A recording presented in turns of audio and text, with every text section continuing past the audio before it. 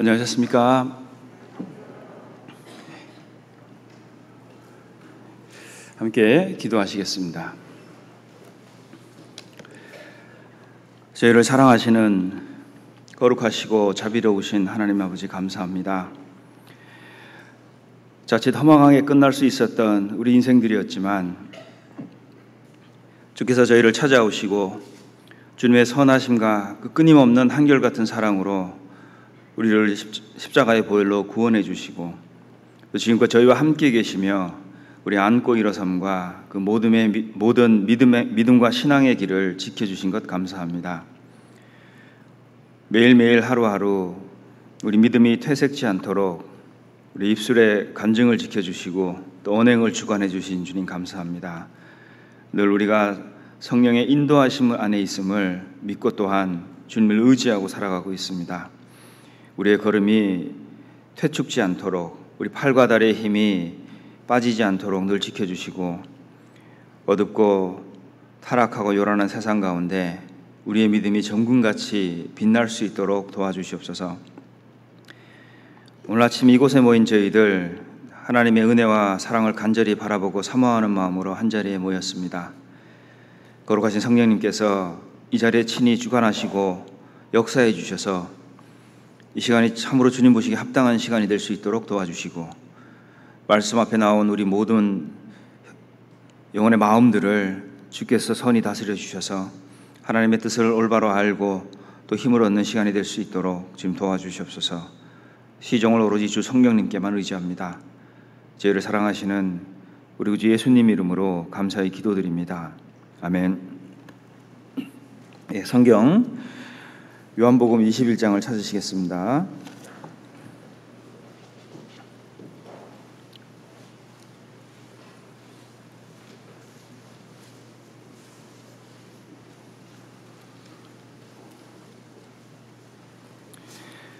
자, 요한복음 21장 17절을 제가 읽어 올리겠습니다. 세 번째 가라사대 요한의 아들 시몬아 내가 나를 사랑하느냐 하시니 주께서 세 번째 내가 나를 사랑하느냐 하심으로 베드로가 근심하여 가로되 주여 모든 것을 아시오매 내가 주를 사랑하는 줄을 주께서 아시나이다. 예수께서 가라사대 내 양을 먹이라. 네, 반갑습니다. 네. 오늘 많이 읽어보시고 아시는 이야기지만 하나님께서 우리 인간에게 질문을 하신 적이 몇 번 있어요. 그 질문의 뜻을 깊이 묵상해 보면 십자가를 질 수 있는가 그것을 궁금해하시는 내용들입니다. 여기도 사도 베드로에게 찾아오셔서 질문을 하시죠. 근데 이 질문하신 질문자가 누구신가면 인간의 마음과 생각을 창조하신 분이죠. 마음을 창조하신 분이죠. 그리고 영혼을 창조하신 분입니다. 그리고 모든 것을 존재케 하는 제1 원인이 되시는 하나님. 그 하나님이 뭐가 궁금해서 질문을 하셨겠어요. 그죠? 그런데 이 베드로에게는 질문을 이제 3번 하시죠. 우리도 오늘 하나님이 하시는 질문에 대한 답을 좀 해봤으면 좋겠습니다.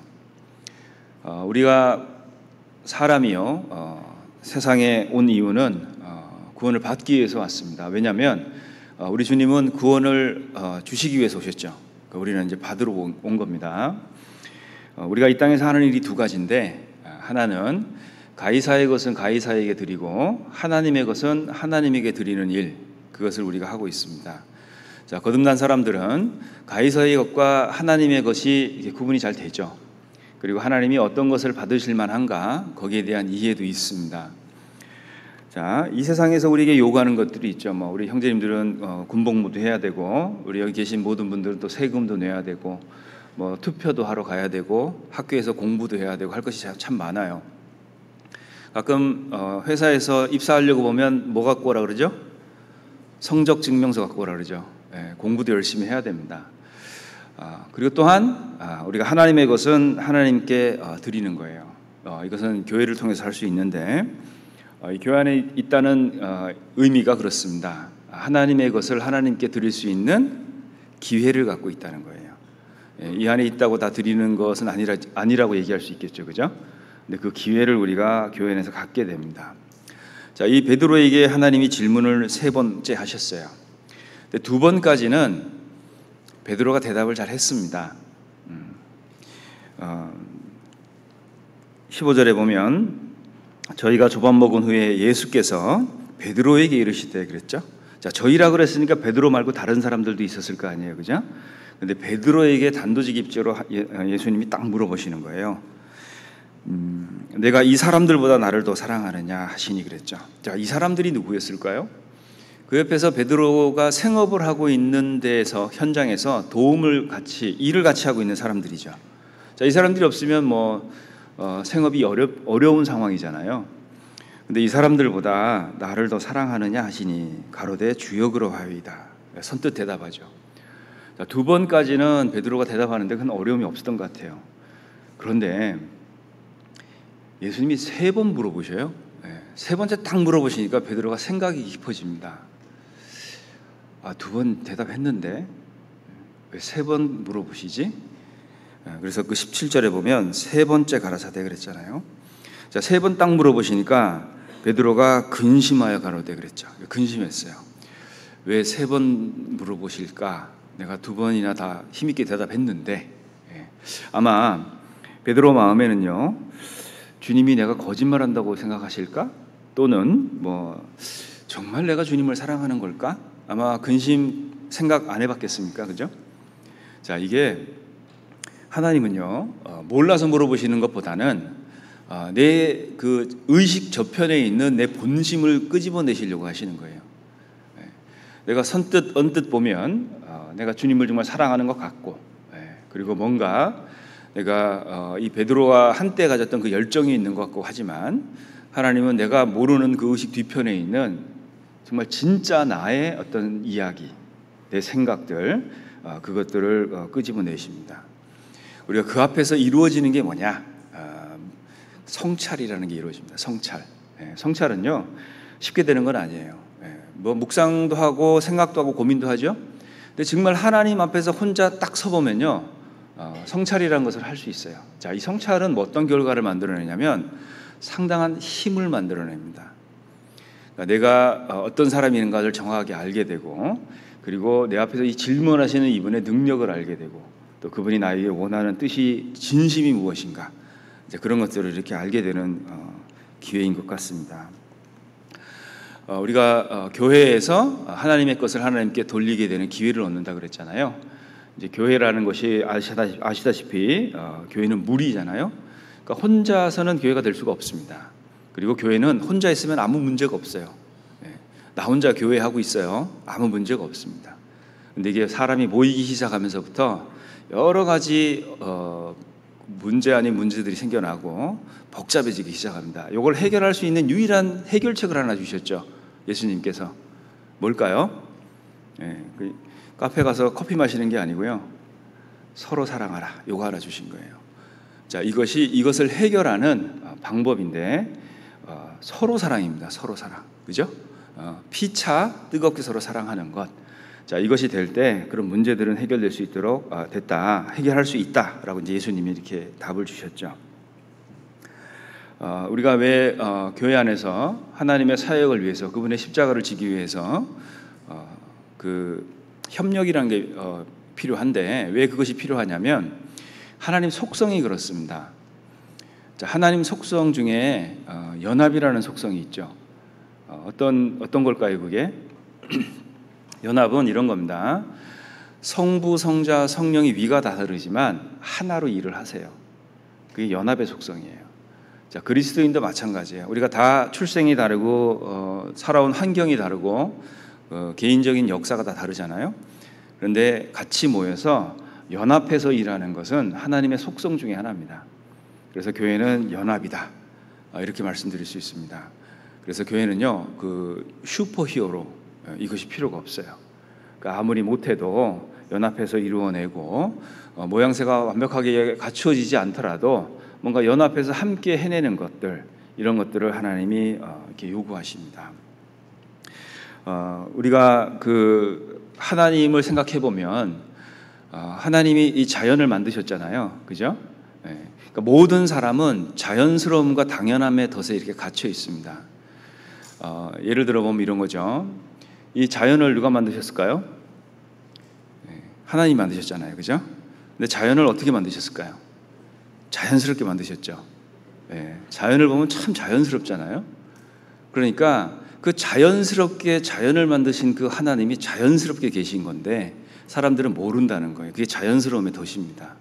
자, 분명히 그 자연스러움을 만드신 분이 계신데 그 배후에는 모르는 거죠. 더 쉽게 설명해 보면 이런 거예요. 여러분 사진 많이 찍으시죠, 그죠? 사진 찍으면 사람들 찾아보잖아요. 그리고 누구 얼굴 제일 먼저 찾죠? 자기 얼굴 제일 먼저 찾잖아요. 그래서 자기가 잘 나온 사진은 잘 찍은 사진이죠. 근데 갑자기 이렇게 뭔가 이렇게 좀 안 좋은 상황인데 찍으면 뭐예요? 이 사람은 안티죠. 그죠? 근데 우리가 관광하는 게 뭐죠? 그 사진을 찍은 사람은 관광한다는 거죠. 그죠? 여러분 이 사진 누가 찍었을까 고민해보고 사진 보신 적 있으세요? 그게 자연스러움의 덫이라는 거죠. 그리고 또 하나는 당연함의 덫이라는 게 있습니다. 자, 당연함의 덫은 뭐냐면 우리가 가장 가까이 있는 사람들, 그분들이 가족이잖아요. 그죠? 근데 그 가족의 소중함을 잘 모르고 삽니다. 그죠? 그리고 가장 가족에게 화를 많이 내고 그리고 가장 가까이 있는 분들이 가족인데 그 가족 마음에 상처를 내고 살아요. 근데 그것을 왜 그러고 사냐면 당연하기 때문에 그렇게 그러고 사는 겁니다. 이게 당연함의 덫이라고 하는 건데, 근데 이게 언제 인식이 되냐면 그 당연했던 존재가 없어지면 느껴요. 그러니까 그 당연했던 분이 돌아가신다든지 멀리 여행을 떠나서 못 돌아온다든지 뭐 이런 일이 생기면 그 당연함이 없어진 충격이 어마어마합니다. 그래서 우리가 당연하게 늘 여기는 것들 있잖아요. 주일날 교회 오는 것도 그렇죠, 그죠? 그리고 뭐 가까이 늘 지냈던, 친하게 지내고 늘 일했던 형제 자매들이 그럴 수도 있습니다. 그 또 하나, 늘 당연하게 생겼던 매일이 그래요. 자, 이 매일이 늘 당연하게 있을 거라고 생각했거든요. 근데 그게 없어지는 거예요. 그게 뭐죠? 그게 죽는 겁니다. 늘 있을 거라고 생각했던 그 내일, 그 하루가 없어지는 거예요. 사람은 그때 놀라게 돼 있어요. 그래서 늘 당연하게 여기는 것들을 우리는 좀 소중하게 생각할 수 있어야 됩니다. 내가 늘 당연한 것들, 이것들을 소중히 생각해 보면 현재 내가 갖고 있는 게 너무 감사해요. 그죠? 근데 그 당연함의 덫에 갇혀서 뭐 늘 있는 거는 있는 거고, 뭐 다른 것을 계속 추구하고 그런 데다가 또 마음을 두고 산다면 마음이 요동칠 수밖에 없습니다. 왜냐하면 당연한 것들은 늘 있는 거거든요. 근데 내가 바라보고 슬쩍슬쩍 흘겨보는 것들은 계속 변합니다. 그러니까 마음이 계속 널뛰듯이 시험받을 수가 있어요. 그래서 오늘이라는 날을 주신 것 정말 당연한다고 생각할 수 있지만 이게 너무나 감사하다 이렇게 얘기할 수 있습니다. 저는 어렸을 때 학교 다닐 때요, 시간은 금이다, 뭐 돈이다 이렇게 배웠습니다. 근데 시간을 써보니까요, 시간은 그게 아니에요. 시간은 생명입니다. 그죠? 어제 하루 살았으면 여러분 수명 하루 줄어든 거예요. 맞습니까? 그죠? 우리는 생명을 지금 태우고 사는 거예요. 그러니까 생명을 쓰고 사는 겁니다. 근데 이게 오늘날 다 끝난다는 거죠. 이게 좀 실감이 안 되면 이렇게 생각해 보시면 돼요. 은행에 돈이 있는데 매일 몇십만 원씩 빠져나가요. 이유가 없어요. 반드시 빠져나갑니다. 여러분들 그 통장 잔고 줄어드는 거 보면 어떠세요? 기쁘세요? 아니죠. 마음이 조마조마할 거예요. 우리가 살고 있는 시간이 그래요. 이게 당연함 속에서 하나님이 주신 건데 이걸 우리는 지금 태우고 쓰고 살고 있는 거라는 거죠. 그래서 어느 순간 이걸 다 쓰면 우리는 나라는 존재가 여기서 없어지는 거예요. 그러니까 우리가 오늘이라고 하나님이 주신 이것이 얼마나 소중한 것인가 이렇게 생각하게 됩니다. 자, 그러면 내가 받은 자원이 한정이 있는 건데 내가 이것을 가이사에게 드리는 데다가 시간을 다 쓸 수도 있고 그리고 하나님 것을 드리는 데 시간을 다 쓸 수도 있습니다. 그러나 하나님은요, 이걸 균형 잡기를 원하세요. 잘 균형 잡아서 하는 것, 그것을 신앙생활 그리고 잘 하는 것이다 이렇게 얘기할 수 있습니다. 그래서요, 우리가 늘 말씀 안에서 이렇게 각성되고 일깨워지지 않으면요, 그냥 늘 당연함 속에서 그렇게 시간이 이렇게 지나가는 거죠. 우리가 늘 입버릇처럼 하는 게 있죠. 시간이 없다. 예, 시간이 없다 이렇게 얘기하잖아요. 그게 사실 맞는 얘기예요. 시간을 흘려보내잖아요. 이렇게 안 쓰고 시간을 보내버리면 시간이 없는 거예요. 예, 그러니까 시간 없다는 말이 맞는 얘기입니다. 근데 시간을 써보세요. 그러니까 시간을 사용하면 있잖아요. 시간이 있어요. 시간이 많습니다. 예, 근데 시간을 보내버리고 흘려보내니까 시간이 없게 되는 거예요. 그래서 에베소서에 보면 세월을 아끼라 이렇게 돼 있죠. 근데 영어에는 리딤이라는 단어를 써요. 그러니까 구원하라 그런 뜻이잖아요. 그러니까 죽어가는 시간을 살려내라는 거예요. 그게 시간을 아끼라 그런 뜻입니다. 자, 그래서 우리가 시간을 허투루 쓰면 안 되는 것 같아요.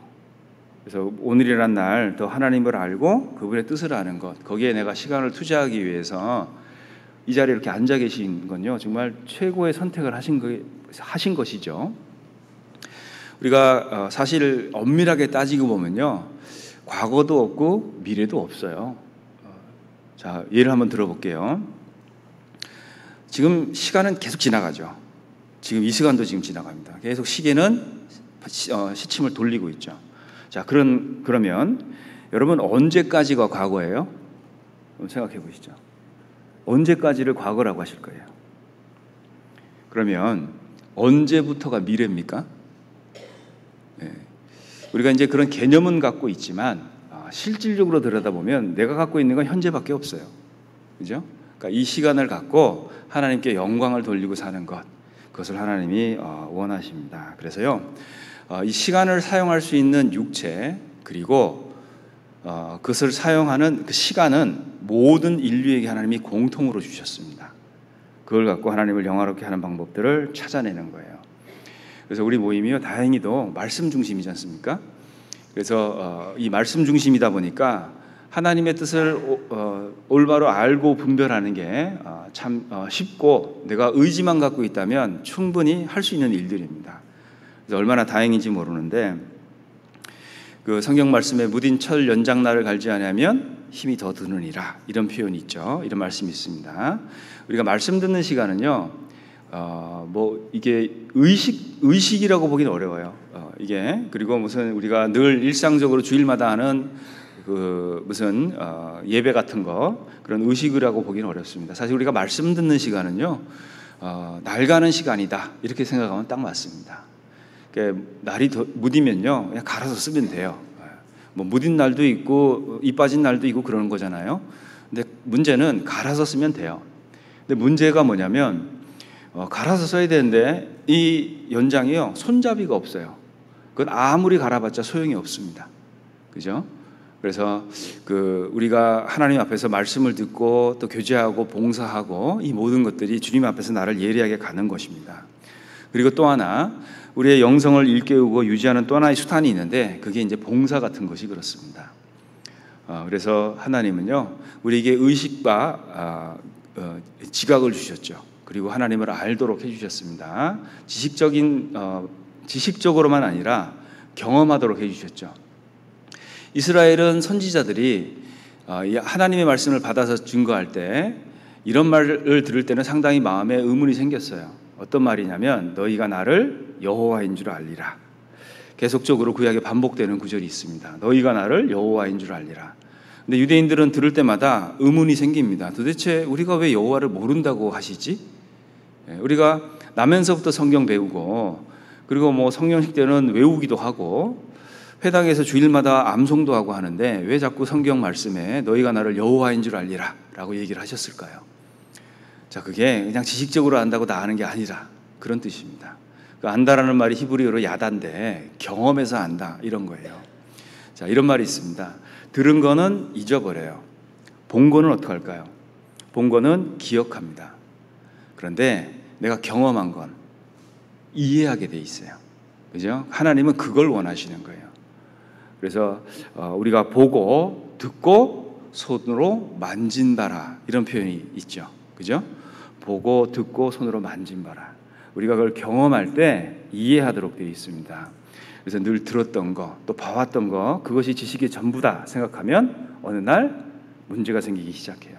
왜냐하면 나는 이해를 못했거든요. 그리고 그것을 설명을 해낼 수가 없어요.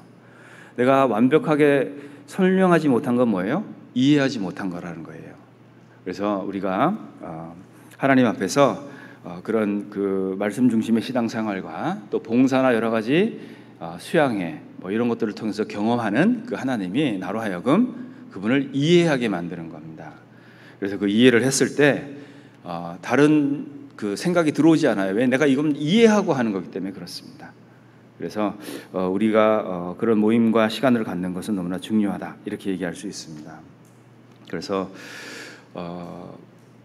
그 하나님이 우리 구원을 해주시고 우리를 교회 안에 넣어두시고 지금까지 어떤 형태로든지 그 복음을 전하는 사역에 참여하게 해주셨다는 것은 정말 그 하나님의 은혜가 아닐 수가 없습니다. 우리가 우리 각자를 돌아다 보면 이게 정말 무익하게 그냥 끝날 수 있었던 인생들이었어요. 그렇지 않습니까? 그죠? 누가 나를 신경 써줬겠습니까? 그냥 지구 한 구퉁이에 조만한 동네에서 태어나서 그냥 그러고 살다가 끝날 수 있었던 인생들이거든요. 근데 그분이 나를 찾아오셨어요. 찾아오시고 정말 뭐 안 듣겠다 버티는 나를 끝까지 참아주시고 그리고 결국 잘 못 깨닫고 있는 나를 깨우쳐서 그 복음의 은혜를 깨닫도록 해주신 분이 그분이십니다. 뭐 내가 똑똑하고 잘나서 또는 너무 힘들게 살아서 비참하게 살아서 구원받는 건 아니죠. 그분의 은혜 때문에 내가 그렇게 산 건데, 근데 그분이 나를 찾아주시고 기억해 주신 것, 이게 얼마나 고맙고 감사한 일인지 잘 모르겠습니다. 그리고 또 하나는 정말 아는 게 없고 할 줄 아는 게 없는 나였지만 불러다가 뭐 일이라도 이렇게 좀 하라고 하신다는 거죠. 근데 우리가 봉사나 어떤 하나님의 사역에 복음의 사역에 참여할 때 뭐 하나님이 그 자원이 부족해서 또는 무슨 기술 자문이 필요해서 나를 불러다가 이거 좀 도와주겠니 이러겠습니까? 그죠? 하나님은 나에게 은혜를 주시려는 방편으로 나에게 일을 맡기시고 그 일을 하게 하려고 하게 하도록 기회를 주고 계시는 거잖아요. 그래서 그 안에서 내가 하나님을 바라보면 그분의 의도한 바가 보여요. 근데 일을 바라보면 아주 쉽습니다. 여러분, 교회 안에서 하는 일들은 어려운 일이 없어요. 그죠? 뭐 가서 인사하고, 그죠? 모임 전화 돌리고, 그리고 모이면 같이 이렇게 분위기 잘 해서 모임하고, 그죠? 주소록 만들고, 또 어디 가려면 차 타고 가고, 말씀 들으려면 앉아서 듣고, 뭐 대부분 우리가 하는 일이 이런 거예요. 조금 더 힘들면 김장 같은 거, 그죠? 배추 절이고, 뭐 이렇게 배추 씻고, 뭐 다들 우리가 하는 일들이죠. 어려운 일이 없습니다. 복잡한 일도 없어요. 그죠? 이거를 있잖아요. 이렇게 한번 생각해 보죠. 우리가 하고 있는 일들 있잖아요. 뭐 교회당 청소, 뭐 시설물 관리, 이거 있잖아요. 외주라 그러죠. 돈 주고 시키잖아요. 더 잘해 줍니다. 식당에서 어머니 봉사들 하시죠. 그죠? 케이터링 불러다가 시키면 더 잘 먹어요, 저희들이. 더 맛있게 해줍니다. 그리고 불평할 수 있어요. 음식이 이게 뭐냐고. 더 잘해줍니다. 자, 근데 그걸 우리는 직접 해요. 왜일까요? 어떤 뭘 만들어내고 그 결과물을 우리는 즐기는 게 아니죠. 그 과정 가운데 뭐가 생기나요? 하나님에 대한 이해가 생기고 그리고 겸손을 배우게 되고 그렇습니다. 그래서 진짜 뭐 사흘 길이면 걸어서 들어가는 가나안 땅을 40년을 돌아 들어갑니다. 그게 하나님의 방법이고 인도하심이죠. 자, 우리도 마찬가지죠. 어떤 일을 하자는 게 목적이 아니에요. 그 안에서 나의 성장 그리고 내 영혼에 근육을 붙이는 일, 그것을 하나님이 이제 하려고 하는 겁니다. 그래서 봉사를 크게 두 부류로 나눠보면요, 하려고 한 봉사가 있고요, 그리고 하라고 한 봉사가 있어요. 공감하시죠? 그죠? 하라고 한 봉사는 대부분 뭘까요? 임원들, 그죠? 정말 하기 싫은데 하라고 시키잖아요. 안 할 수도 없고. 하려고 한 봉사는 뭘까요? 막 내가 하고 싶어서 하는 거 있잖아요. 나 이런 거 좋아. 봉사부서의 이게 뭐죠? 그레이드를 정하자 이런 뜻은 아닙니다. 근데 이제 내가 원해서 하는 일들이 있고 시켜서 하는 일들이 있다는 얘기예요. 근데 그 두 가지는 다 있어야 됩니다. 우리가 교회 안에서 하는 일들이요, 하나님께서 지금 베드로에게도 말씀하셨잖아요. 내 양을 먹이라 그랬잖아요. 자, 이 내 양이 하나님의 양인데 이걸 먹이는 일에 우리가 다 참여가 되어 있는 겁니다. 그래서 어떤 형태로든지 내가 거기에 참여되어 있다는 것이 하나님의 뜻인데, 이걸 하기 전에 있잖아요, 물어보시는 게 있었죠. 질문. 그 하나님의 질문인데, 내가 나를 사랑하느냐, 이걸 물어보셨어요. 근데 우리가 한 가지 이 질문 앞에서 알아야 될 게 있어요. 뭐냐면 하나님은 우리에게 사랑을 구걸하시거나 그 충성을 강요하지는 않으십니다. 근데 이 질문 앞에서 보면 이분이 내 사랑이 필요하구나, 뭐 이렇게 생각할 수 있잖아요. 근데 하나님은 우리에게 사랑을 구걸하거나 충성을 강요하거나 그러지는 않으세요. 그걸 확인하시려고 물어보신 건데, 목사님 그 성경에 보니까 죽도록 충성하라고 써 있더만요. 그거는 충성하고 있는 사람에게 한 얘기예요. 그죠? 그리고 보니까 주의 일에 더욱 힘쓰는 자들이 되라, 이렇게도 써 있던데요. 그거는 힘쓰고 있는 사람들에게 한 이야기입니다. 내가 교회 안에서 듣고 보는 일만 하고 있다면 무엇이 떨어지냐면 이해력이 떨어져요. 이해가 안 돼요. 그러니까 머리로는 알고, 그리고 그게 왜 그렇게 되는지도 보이지만 내가 그 일을 왜 해야 되는지에 대한 이해는 떨어집니다. 이 낙향에서 지금 생업으로 돌아가 있는 상태잖아요, 베드로가. 이 베드로에게 부활하신 예수님께서 가지고 가신 게 있어요. 뭘 갖고 가셨을까요? 부활하신 예수님은 생명을 갖고 오셨어요. 그죠? 근데 이분이 베드로에게 갖고 가신 거는 부활의 권능을 갖고 가셨어요.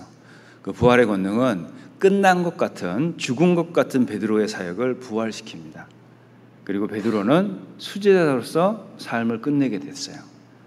자, 우리도 이 부활의 권능이 필요합니다. 매 순간 그래요. 왜? 우리가 입버릇처럼 얘기하죠. 죽을 것 같다고. 그죠? 그럴 때 뭐가 필요할까요? 그럴 때 부활의 권능이 필요합니다. 우리도. 자, 그때 이 베드로에게요, 그냥 부활의 권능을 막 행하신 건 아니에요. 딱 물어보셔요. 내가 나를 사랑하느냐? 요게 확인이 돼야지만 그 권능을 받습니다. 그러니까 우리가 죽을 것 같은 그 긴 터널을 통과하면서도 왜 계속 회복이 안 되고 어려움이 생길까요? 그 이유는 이 질문 앞에서 답을 안 하고 있기 때문에 그래요. 내가 정말 나를 사랑하느냐? 이 질문에 대한 답은 어물쩍 넘어가고 그냥 나를 좀 어떻게 좀 해주세요, 라는 그냥 마치 응석바지 어린아이처럼 그런 것만 계속 부르짖고 있다는 거죠. 자, 하나님은 늘 물어보십니다. 왜냐하면 그 모든 것의 동기, 그리고 힘의 근원, 이것은 어디서 나올까요? 그것은 우리가 주님을 사랑하는 데서 나옵니다. 만약에 우리가 들어서 압니다. 봐서 알아요. 하나님이 나를 사랑하신 것. 그런데 내가 그분을 사랑하는 마음이 없다면 그냥 이해하고 본 것 정도로 끝나게 돼 있어요. 그냥 보고 들은 정도로 그것이 그냥 끝나 있습니다. 여러분, 내가 하나님의 사랑을 진짜 경험하는 기회가 없어요. 여러분, 그러면 어떻게 되는지 아십니까? 우리가 교회 안에서 사랑을 해도요, 교리로 해요. 교리로. 성경에 사랑하라고 돼 있네. 서로 사랑하라고 그랬네. 그 사랑을 교리로 하려고 그런다는 거죠. 자, 이렇게 사랑을 교리로 하려는 모임을 가보면 어떻습니까? 사랑이란 단어는 둥둥 떠댕겨요. 그런데 싸늘했습니다. 이렇게. 우리 다 알죠? 느끼죠? 경험해 보셨죠? 그게 내가 알고 있는 그 하나님이 주신 그 교리, 그것 갖고 사랑을 해보려고 하니 사랑은 말은 있는데 내용이 없습니다. 여러분, 우리 사회가 정의를 많이 외치죠, 그죠? 정의를 외친다고 사회가 정의로워지시던가요? 어떠세요? 정의 구현 많이 들어봤죠, 그죠? 그 정의를 외친다고 사회가 정의로워지는 건 아니에요. 교회도 마찬가지예요. 사랑을 외친다고 사랑이 많아지는 건 아닙니다. 그것은 우리가 이해하고 실천해야지 되는 거예요. 그리고 그것을 하기 위해서는 내가 그 안에 있어야 됩니다. 내가 경험한 사랑이 없는데 그걸 어떻게 하겠습니까? 그죠? 그러니까 예수님이 하신 질문에는 그 내용이 다 들어있어요. 그러니까 아마 베드로는 세 번째 질문을 받고 나서 많은 것이 떠올랐을 거예요. 예수님 죽기 전에 예수님과 함께 다녔던 거, 또 여러 가지 생각들이 이렇게 떠올랐겠죠, 그죠? 그리고 마음에 근심이 됐습니다. 그리고 자기 자신을 진짜로 들여다봤어요. 그리고 이게 참 비극적으로 잘못될 수도 있는 상황이었지만 저는 17절 읽을 때 약간 위기감을 느껴요. 만약에 세 번째 물어봤을 때 베드로가 근심해서 이렇게 대답했으면 어떨 뻔했습니까? 주님, 글쎄요, 제가 좀 생각 좀 해보고 안 되겠습니까? 만약에 이렇게 대답했다면 어땠을 것 같습니까? 근데 다행히도요, 주여 모든 것을 아신다. 베드로 마음은 진심이었어요. 그리고 자기의 그 진실될 마음을 베드로는 이날 확인합니다. 그러니까 주님이 진짜 여기까지 오셔서 그냥 나 같은 거 그냥 포기하고 다른 사람 붙들고 하셔도 되는데 오셔서 이렇게까지 하시는 것, 그걸 다 기억해냈겠죠, 그죠? 그리고 만약에 베드로가 있잖아요. 이 질문을 딱 들었을 때 많은 게 생각이 났을 거라고 말씀드렸잖아요. 근데 만약에 아유 뭘 그걸 저한테까지 와서 그러세요. 그거 좀 요한이랑 하세요. 요한이랑 그 전에 보니까 뭐 저기 품에 안겨 있고 그러더만. 만약에 베드로가 그랬다면 이 이야기는 전혀 다른 이야기가 됩니다. 그죠? 그래서요, 우리가 갖고 있는 이런 기회들은 이제 없어집니다. 없어지고, 그리고 하나님 앞에서 내가 어떤 마음 상태로 이 없어지는 생명의 시간들을 보내야 될 건가, 거기에 대한 계획을 좀 세워야 될 것 같습니다. 그래서 하나님이 이 베드로를 찾아오셔서 그 사랑을 확인시켜 주셨어요. 그래서 우리가 하는 모든 사역이나 봉사의 동기가 사랑이어야 됩니다. 참 말이 쉽죠. 여러분, 이런 얘기는 짧게 할 수 있어요. 우리 모든 봉사나 사역의 동기는 사랑이어야 됩니다. 1분도 안 걸려요. 근데 이걸 하기 위해서는 여러분 얼마나 많은 인고의 시간이 지나가야 되는지 아십니까? 정말 사랑이 없음 때문에 고통도 받아보고, 그죠? 정말 사랑했는데 오해도 받아보고, 뭐 이런 과정들이 있어야지만 내가 사랑이 동기가 돼서 그 일들을 해나갈 수가 있습니다. 그러니까 이거는 뭐죠? 경험에서 알아야 되는 거예요. 그러니까 경험하면 이해한다고 말씀드렸죠, 그죠? 그러니까 이해가 되니까 나중에는 참아지고 인내가 되고 받아들여진다는 거예요. 그래서 우리가 신앙의 동기가 하나님에 대한 사랑이다. 내가 하나님을 사랑하는 마음이다. 라는 것을 기억을 해보시면서 말씀을 들어주시면 감사하겠습니다. 봉사를 처음 시작했을 때 질문을 한번 받아본 적이 있어요. 어떤 질문을 받아봤냐면 교사를 왜 하려고 하세요? 라는 질문이었어요. 여기 교사분들 계신가 모르겠네요. 생각해본 적이 없거든요. 저는 그냥 하라고 그래서 그냥 구원받고 좋아갖고 너무 좋아갖고 교회 왔다 갔다 하고 이제 청년회 때 제일 먼저 이제 청소하고 그러거든요. 이렇게 하고 있는데 하라고 그러니까 이거 순종해야 된다고 그러던데 그때 순종이 뭔지도 몰랐어요. 그래서 했어요. 했더니 무슨 프로그램 안에 놓고 막 뭘 하는 거예요. 그런 걸 처음 경험해 봤습니다. 그리고 마음 한구석에는 판단하는 마음도 좀 들었어요. 아유, 이게 무슨 교과 과정이라고 이런 것들을 하고 있나, 막 이런 생각도 들었었고. 아니, 저 학생 카드를 이렇게 연필로 다 쓰고 있어요. 펜으로. 아니, 저걸 엑셀로 하면 금방 끝나는데 저걸 말 저렇게 한 장 들고 종이가 너덜너덜해질 때까지 저렇게 교사가 들고 학생들하고 얘기해야 되냐, 막 이런 생각도 들었었고. 그랬는데요. 이제 마지막 교사 수료하기 전에 인터뷰할 때의 질문이었습니다. 교사를 왜 하려고 하세요? 라는 이제 질문을 딱 받았는데요. 키 순서대로 쓰는 바람에 제가 제일 먼저 쓴 거예요, 앞쪽에. 근데 이게 좀 좀 불합리하다 이 생각을 했어요. 아니, 이거 왜 내가 먼저 해야 되지? 그런 생각이 들면서 막 기도가 되더라고요. 하나님, 이거 어떻게 좀 이 환난에서 건져주세요. 그랬더니 기가 막힌 아이디어를 하나님이 탁 주신 거예요. 그게 뭐였냐면 끝에 가서 쓰는 거였습니다. 그래서 제가 그 질문하신 부장 선생님한테 제가 조금 준비가 안 된 것 같은데 좀 이따가 말씀드릴게요. 그리고 저 끝으로 가서 섰어요. 그리고 들었습니다. 다른 분들이 어떻게 얘기하는가. 정말 긴장도 되고 막 그랬었어요. 근데 막 기가 막힌 답들이 술술 나오기 시작했어요. 어떤 분이 탁 그러시더라고요. 제가 현직 교사입니다. 너무 부러운 거예요. 이분은 적어도 정부에서 발행한 공식 그 라이센스가 있는 거잖아요. 학생을 가르치는. 저런 분들이 교사를 하시는구나. 그리고 또 어떤 분은 그런 얘기 하셨어요. 제가요, 그 명찰이 정말 달고 싶었습니다. 그때는 이제 교사들이 명찰을 달았거든요. 그러니까 중고등부는 파란색, 유초등부는 오렌지색. 저는 개인적으로 오렌지색이 마음에 들었는데, 예, 봉사는 중고등부에서 하고 싶었어요. 하여튼 뭐 그런 이야기도 나오고, 그리고 어떤 형제는요, 질문 답도 안 하고 어떤 이쁘장한 자매만 계속 보고 웃는 거예요, 이렇게. 예, 그러니까 자매 보고 따라온 것 같아요. 예. 그런데 정말 정답 같은 이야기가 하나 딱 나왔습니다. 제가 아이들을 너무 사랑합니다. 어디서 들었거든요, 제가 이거. 하나님은 사랑이시고 모든 것을 사랑 가운데 행하라 그랬는데 이게 정답인가 보다. 그래서 너무 부러웠어요. 저런 걸 내가 했었어야 되는데. 예, 그런데 그것도 오답이었죠. 예, 정답이 뭔지 아시죠? 예, 내가 하나님을 사랑합니다. 내가 주님 사랑해서 이 자리에 와 있어요. 그게 정답이었습니다. 근데 여러 가지 오답들이 있었잖아요. 근데 그 오답들을 낸 분들은 그런 문제가 있느냐? 그렇지 않아요. 그 오답이 정답을 더 빛나게 만드는 거예요, 이렇게. 그러니까 우리가 신앙생활하면서 내가 만들어내는 오답들도 이런 정답을 더 빛나게 하기 위한 어떤 방편 중에 하나겠구나라는 생각이 들었습니다. 저는 교사를 하라고 할 때 그게 하나님이 저한테 지어준 십자가인 줄 알았어요.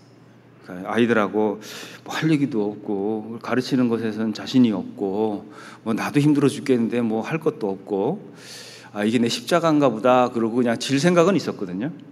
그런데 막상 가보니 그렇지 않았어요. 실제적으로 그것을 하면서 마음에 후회도 되고 내가 왜 좀 더 열심히 살지 못했을까라는 자책도 됐습니다. 그런데요, 시간이 지나고 나니까 그 하려고 한 봉사보다는 그 하라고 한 봉사 때문에 있잖아요. 그러니까 신앙이 딱 붙들려요, 이렇게. 그러니까 하나님은요, 나한테 꼭 필요한 걸 주셨구나라고 이렇게 알게 됐습니다. 그때는 내가 그게 안 보였었죠, 그죠? 그 연말연시 되면 여러분들 저거 하시죠. 그 뭐죠? 제가 이제 선교를 한 12년 하다 와가지고요, 어휘력이 없습니다. 좀 어휘력이 좀 떨어져갖고 이걸 뭐라 그러죠? 뭐 송별 모임 같은 거 이런 거, 그 마지막 페어웰 같은 거 있잖아요. 이런 거 하잖아요. 이제 내년에 구역 바뀌고 뭐 이런 거 하지 않습니까? 그런데 어떤 한 사회자가요, 이제 선물을 잔뜩 쌓아놨어요. 이렇게 잔뜩 쌓아놓고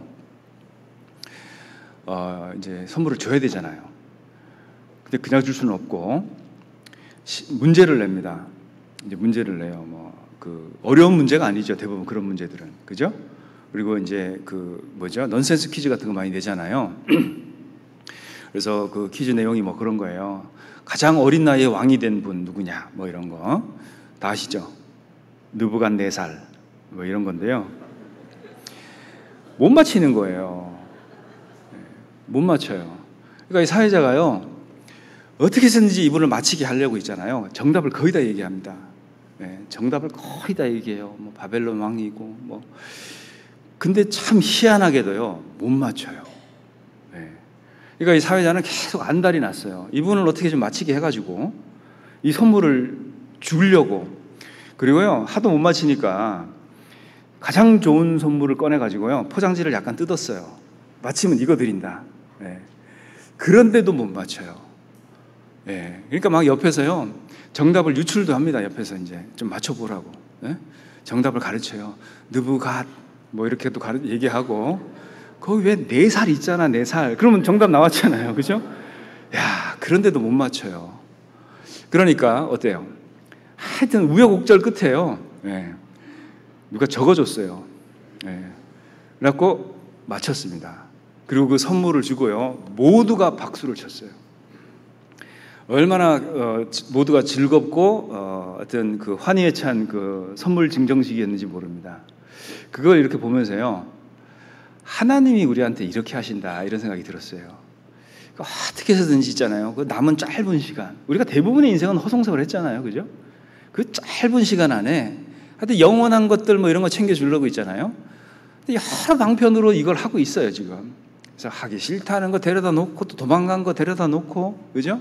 싫다는 거 가서 설득하고, 하여튼 가서 뭐 선물도 좀 주고, 그죠? 돈도 좀 주고, 하여튼 뭐 여러 가지. 그래, 그럼 여행 갔다 와, 선교 여행도 갔다 오게 하고, 뭐 여러 가지 방편을 총동원해서 있잖아요. 이 하나님의 그 영원한 것들, 이런 것들을 주시고 싶어서 그렇게 안달나신 주님의 모습, 그게 동일한 모습이 아니겠는가, 그런 생각이 들었습니다. 그래서요, 뭐 나는 좀 마음이 불편할 수도 있고 나는 여기에 뭔가 좀 정리 안 되어 있을 수도 있는데 이걸 우리가 한번 깊이 한번 생각을 해봐야 된다는 거죠. 그러니까 하나님이 살아 계신데, 그죠? 그리고 성경이 사실이고 교회에서 새 생명이 탄생하고 복음이 전해지고 있는데 나는 그러면 내가 지금 느끼고 있는 이것을 여기서 어떻게 해석을 하고 있어야 되냐는 거예요. 자, 그러면 하나님 말씀하신 대로 인류 역사는 다 이루어졌고 예언은 다 성취되고 있습니다. 그럼 결국에는 나도 어떻게 해요? 영원으로 들어가야 됩니다. 거기에는 더 이상 뭔가를 회복하고 복구할 수 있는 기회는 없어요. 그걸 누가 가장 잘 알고 계실까요? 하나님이시죠. 자, 그분이 나에게 어떤 기회를 주고 어떤 설명을 주고 있다면 이걸 우리는 받아서 갈등할 게 아니고 이걸 받아서 심각하게 생각을 하고 방향을 설정을 해야 되는 거예요. 그런데 우리는 이런 문제가 있어요. 어떤 문제가 있냐면 하나님과 나는 시간 차이가 있습니다. 그분이 시간을 만드셨고요. 난 시간 속에 살아요. 그러니까 나는 과거, 현재, 미래가 있고 그분은 그게 없죠. 시간 속에 살고 있는 내 죄를 영혼 속에서 사셨잖아요. 그죠? 영원한 속죄예요. 자, 그분은 나를 어떻게 보냐면 영원한 존재로 보세요. 근데 나는 나를 어떻게 해석하고 있죠? 그냥 70년, 80년 살다 끝날 인생. 그죠? 이렇게 생각하니까 어때요? 그분하고 나는 의견 차이가 생길 수밖에 없습니다. 벌써 수명을 바라보는 이 시각 차이부터 있잖아요. 그죠? 나는 고작 뭐 오래 살아야 90년, 100년, 그죠? 나는 그렇게 생각하고 여기서 인생을 설계하고 있다는 거예요. 근데 하나님 볼 때는 어때요? 나는 영원한 존재라는 거죠. 그러니까 그분의 조언과 내가 생각하는 것들 의견 차이가 확 생기는 거예요. 자, 그러면 누가 정답일까요? 그러니까 하나님이 정답이에요. 그래서 우리는 그분의 뜻이 분명하다면 거기에 최선을 다해서 맞춰서 사는 것이 지혜로운 거다. 지혜롭다 그러니까 좀 안 와닿죠. 그렇게 사는 것이요, 영리한 거예요. 아시겠어요? 영리하게 사는 겁니다. 우리가 교회 안에서 있잖아요. 보면 어떤 분들은 참 능력이 없는데도 그 일을 꾸준하게 잘 해내가세요. 그리고 뭐 언변도 없고 그렇지만 뭔가 묵묵하게 그 일들을 해나가시고 늘 보면 기도하고 계세요. 여러분, 그분이 영리하신 분이에요. 순진한 분이 아니고요, 영리하신 분이라는 거예요. 우리가 그 지혜롭다는 말을 잘 한번 생각해 보십시오. 우리가 세상에서는 정말 영리하게 살려고 하잖아요. 어디 가서 물건 싸고 좋게 살려고 하고 최선을 다해 살지 않습니까?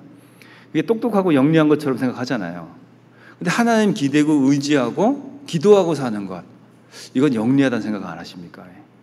그게 가장 영리하게 사는 거예요. 우리가 갖고 있는 능력이 없고 자원이 없는데 그분한테 빌붙어서 이렇게 사는 것이 어찌 영리하지 않다고 얘기하십니까? 그게 가장 지혜롭고 영리하다, 이렇게 얘기할 수 있어요.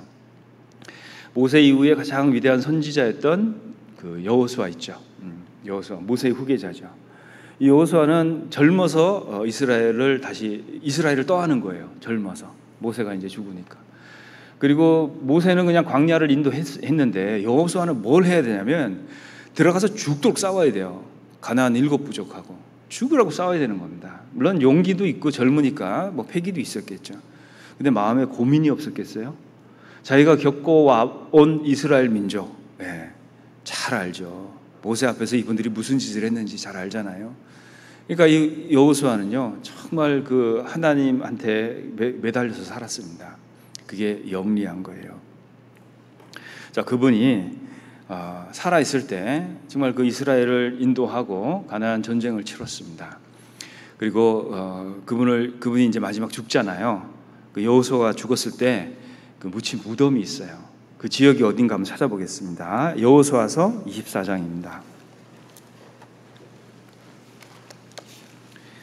여호수아서 24장입니다.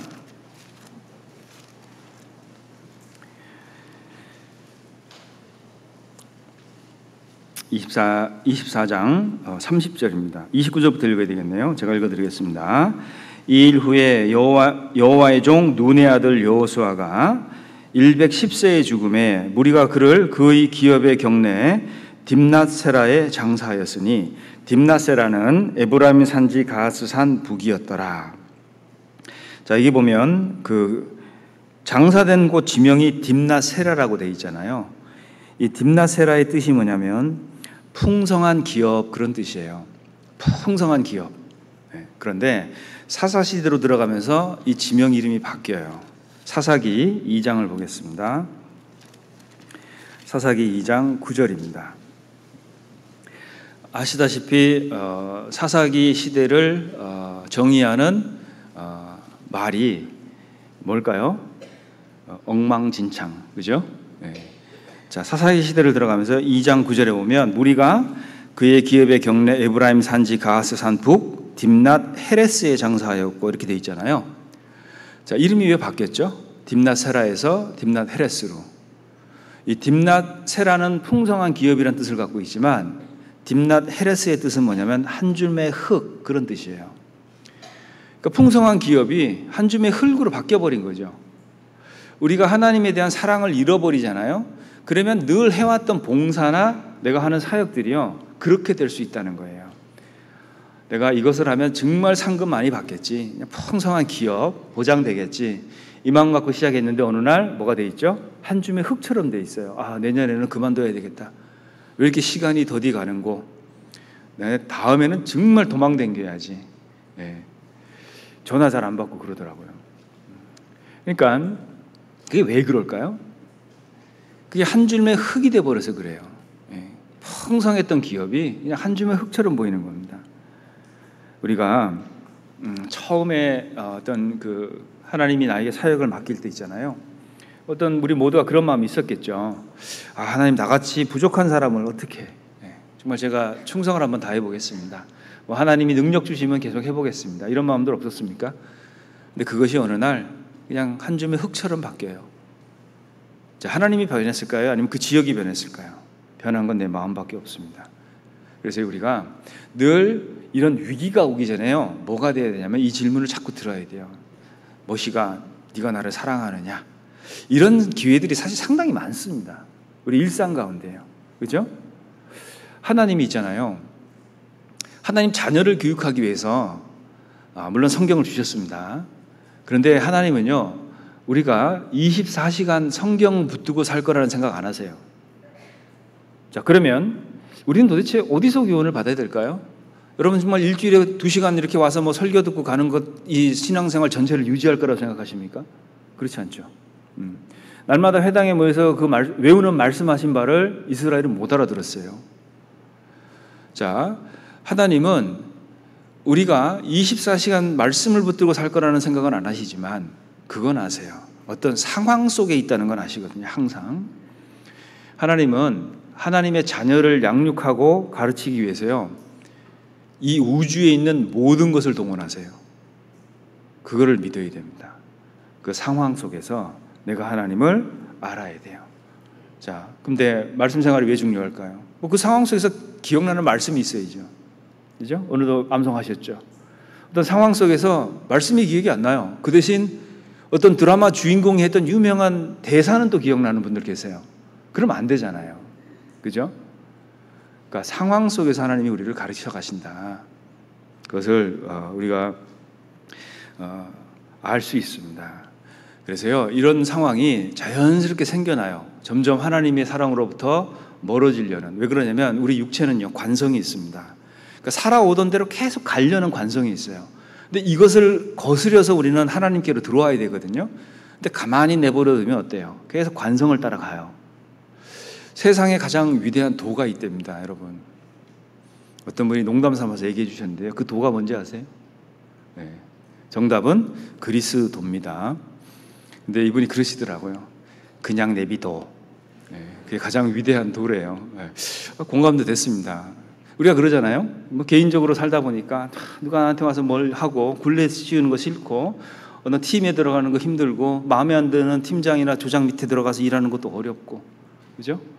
근데 나는 여기서 벗어나고 싶고 그런데요, 하나님께서 그리스도를 통해서, 그죠? 나로 하여금 거기 존재케 만드셨어요. 근데 마음속에는 그렇죠. 뭐 늘 그냥 내비둬. 네, 그러고 싶잖아요. 이제 그냥 내비두면 어떻게 됐을까요? 네, 우리가 이제 허망하게 끝나는 거예요. 그죠? 그러니까 우리가 육체의 관성을 따라 살면 반드시 이렇게 돼 있어요. 여러분, 아무리 내가 신앙생활을 오래 했어도요, 내가 오늘 이 순간 신앙생활 그만해야지 마음먹는 순간 어떻게 되는지 아세요? 곧바로 육체로 돌아갑니다. 우린 다. 이게 뭐 신앙의 경륜 이런 거 소용없어요. 뭐 집분 소용없습니다.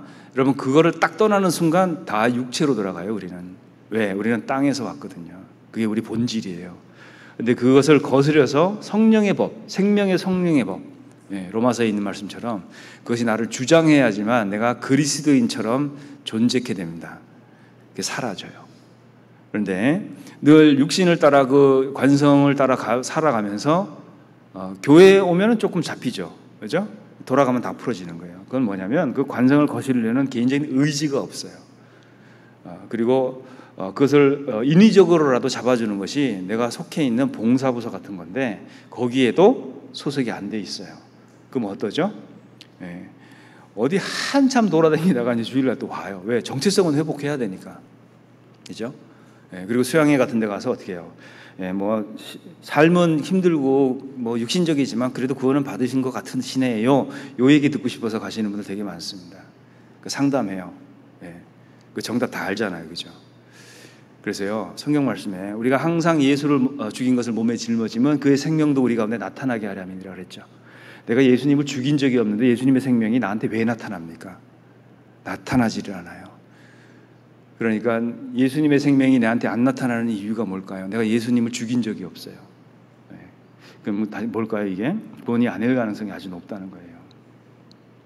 자, 그런 상태에서 내가 나를 사랑하느냐라는 질문을 딱 듣는다면 어떨까요? 글쎄요, 이런 말을 안 하겠습니까? 그리고 생각이 깊어질 수밖에 없어요. 내가 정말 주님 사랑하는가? 나는 정답 다 아는데 왜 사랑하는 마음은 없지? 혼란스러워지겠죠.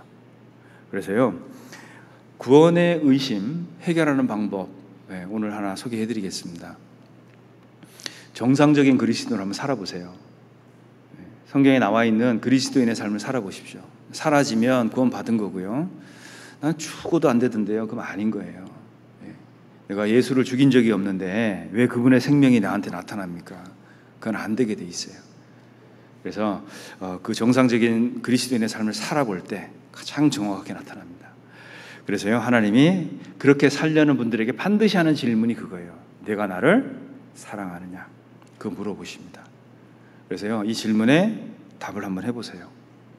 그래서 정말 내가 뭐 여러 가지 이유 때문에 개인적인 뭐 일도 있을 수 있죠. 뭐 그런 것들 때문에 내가 정말 고민스럽고 고통스럽고 지금 현재 그런 시간들을 보내고 있다면 한번 하나님 앞에 솔직하게 질문을 한번 해보세요. 우리가 구원받기 전에는요, 의혹을 갖고 있어요. 의심을 갖고 있습니다. 왜냐하면 질문할 대상이 없기 때문에 그래요. 그거는 의혹이고 의심이에요. 그죠? 그냥 이거 좀 이상한데 그런 마음을 갖고 살잖아요. 근데 구원을 받으신 분들은 어떻게 될까요? 대상이 있어요. 그 의혹과 의심을 질문으로 바꾸셔야 됩니다. 그 질문으로 바꾸는 순간 뭐가 되죠? 답들을 찾아 나가요. 그분의 말씀 속에서. 그러니까 어떻게 돼요? 그분을 이해하게 되는 거예요. 여러분, 신앙생활 하면은 뭐가 좋아지죠? 뭐 때문에 무슨 유익이 있죠? 신앙생활 하면? 천국 가는 건 뭐 다 가는 건데. 그죠? 구원받으면 다 천국 들어가는 건 문제가 없어요. 뭐가 좋아집니까? 신앙생활을 열심히 하면? 딱 하나 있어요. 하나님에 대한 깊은 이해를 갖게 됩니다. 그분을 경험하게 돼요. 그래서 여기서 살아가는 데 있잖아요. 그분하고 동행하고 살아요. 그리고 그분의 자원을 쓰고 삽니다. 그리고 그분의 가르침을 받고 살아요. 그것이 우리에게 주시는 유익이다, 이렇게 얘기할 수 있습니다. 뭐 그렇다고 육신적인 축복이 없다 이런 뜻은 아니에요. 여러분, 하나님을 위해서 열심히 영광을 위해서 살면요, 영화롭게 돼요. 그분 앞에서 영화롭게 되는데 그 경품으로 따라오는 것들이 있습니다. 여러분, 물건 사면 뭐 경품 하나 껴주잖아요. 그죠? 그 따라오는 것들이 돈, 명예, 성공 이런 것들이에요. 그런 것은 우리가 하나님을 영화롭게 할 때 따라오는 경품 같은 겁니다. 그게 마치 육신의 모든 축복의 그 결과인 것처럼 받아들이지 마세요. 그래서 우리가 하나님 안에서 늘 새롭게 가르침을 받고 새로운 시각을 갖는 거 되게 중요합니다. 여러분, 늘 앉으시던 자리에 지금 앉아 계시죠? 그죠? 여기는 내가 늘 사랑하던 자리, 그리고 거기 지금 앉아 계시잖아요. 어떠세요? 여기 내가 늘 졸던 자리 이렇게 생각나시나요? 자, 거기서 늘 있다 보면요, 늘 보는 것만 봐요. 그죠? 예. 여기 한번 올라와 보실래요? 여기 올라와 보면 다 보입니다. 예. 완전히 새로운 시각을 가져요. 이게 새로운 세상 같아요. 저도 그걸 잊을 수가 없어요. 맨날 여기 앉아서 듣다가 전도인 돼서 앞에서 설교하려고 섰는데요, 어마어마한 걸 보게 된 거예요. 어마어마한 게 뭔지 아세요? 제일 앞에서 늘 경청하시던 그분이 졸고 있었다는 거. 그거 이렇게 보게 됐습니다. 저런 믿음 난 언제 가져보나. 내가 앞에 서서 보니까 졸고 계셨던 거예요. 그러니까 새롭게 보인다는 거죠. 그러니까 우리가 늘 같은 자리에서 고개만 돌리잖아요. 그러면 늘 봤던 사람, 하던 일들, 교회 일이 다 그렇지 이렇게 돼요. 그런데 자리를 옮겨보세요. 의자를 옮겨보십시오. 그럼 새로운 게 보여요. 그러니까 이런 시도들은 여러분들이 늘 할 필요가 있어요. 왜 그러냐면 하던 사람은 이제 익숙해지잖아요. 자꾸 어떤 일을 하다 보면. 그러니까 그 익숙함이 뭘 만들어내죠? 그 편안함을 만들어요. 그 편안함은 어떻게 해요? 우리는 대부분 실수해요. 그죠?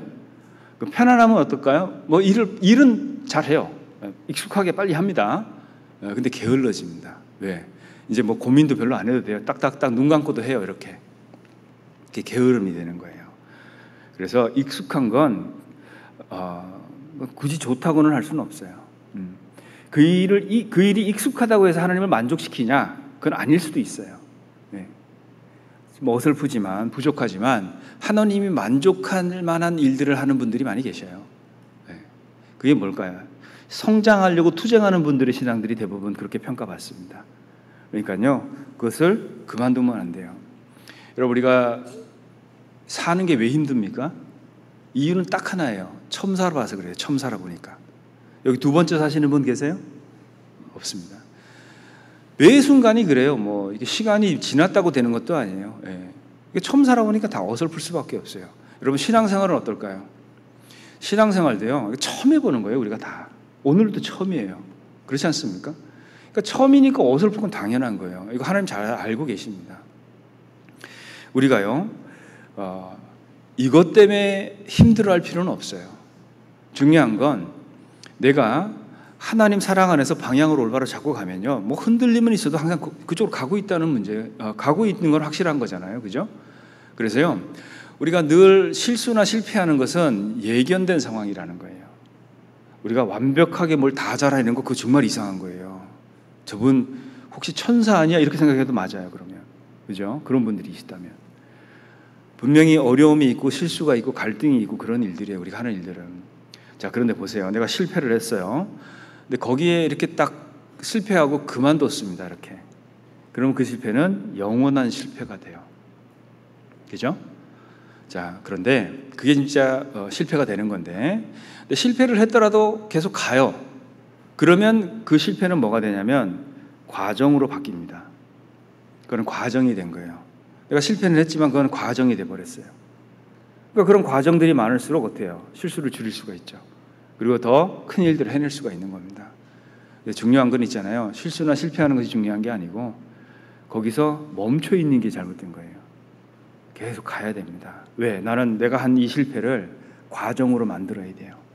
그래야 억울하지가 않아요.